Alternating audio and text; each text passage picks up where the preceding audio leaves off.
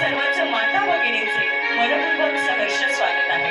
प्रथम पूजावा गणपती, धन्य ती भारतीय संस्कृती अशी श्री गणरायाची महिमा सांगणारी आपली भारतीय संस्कृती आहे.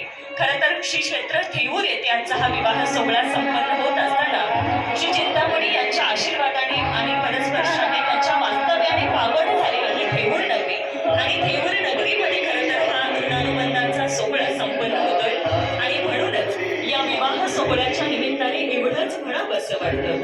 वक्रतुंड महाकाय सूर्य